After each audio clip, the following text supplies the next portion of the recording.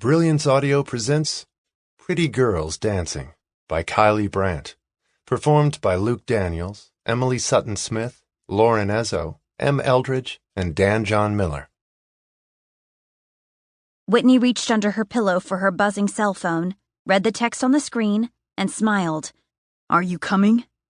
A wash of excitement flooded her as she stared at the words. Was she?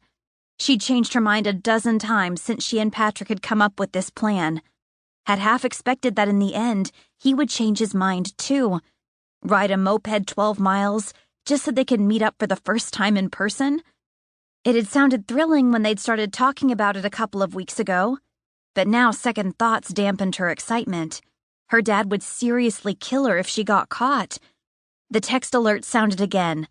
This time there was a cartoon pic of a sad-looking donkey sitting in a snowbank. "Freezing my ass off here."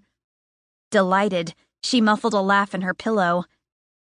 "Janie, out front, please. We're about to get busy." There was a quick hitch in Janie's throat, a spreading heaviness in her chest, as she reluctantly turned away from the fryers and grills. Making her way from the kitchen to the Dairy Whip's front counter, she concentrated on the slow and steady breathing that could usually keep the deep-seated anxiety at bay. The medication in her purse would make speaking to people a bit easier, but for the last few months she'd been trying to curtail her dosage. She didn't want to end up like her mother, reliant on chemicals just to get through the day.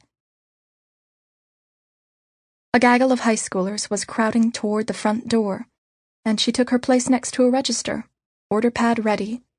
A quick scan of the faces revealed that she knew them all, at least by sight.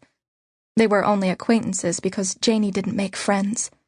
Except for Olivia Naughton, who'd steamrollered into her life in kindergarten and hadn't seemed to care that it had been nearly 9 months before Janie had spoken a word to her. Apparently, "Give me back that damn truck" had cemented whatever attraction Janie held for Olivia, because they'd been best friends ever since. I know spring is months away, but it's never too soon to start planning. I'd love to see us do the county park beds in purple and red salvia. Petunias are so... I swear the boy got that lazy gene from his father. He doesn't even shower some days. And forget about asking him to lift a... Quinn's 3-day sale. Don't you just love their shoes? Claire Willard sipped from her vodka martini and let the snippets of luncheon conversation swirl around her. The second drink of the day always softened the edges a bit, made it worth the painstaking care she took with her appearance. By the third or fourth glass, the difficulty she'd had getting out of bed that morning would be long forgotten.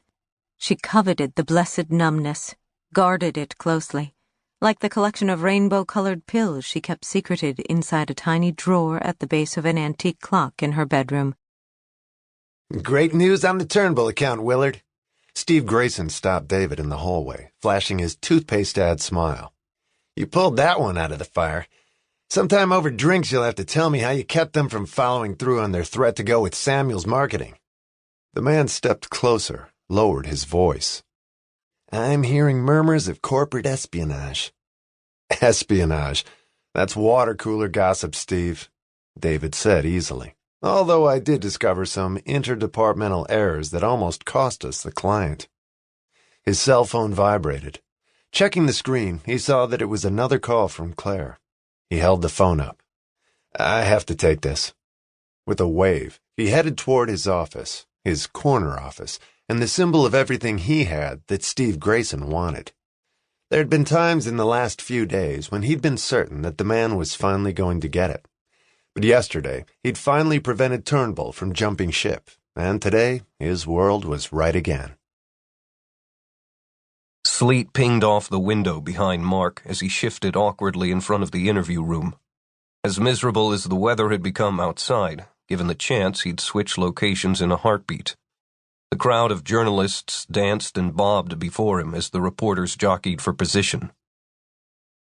"We're here at the request of Saxon Falls Chief of Police Don Masterson to assist in the investigation in any way we can." The booming voice of Ben Craw, senior agent with the Ohio Bureau of Criminal Investigation, required no amplification to carry across the conference room inside the police headquarters.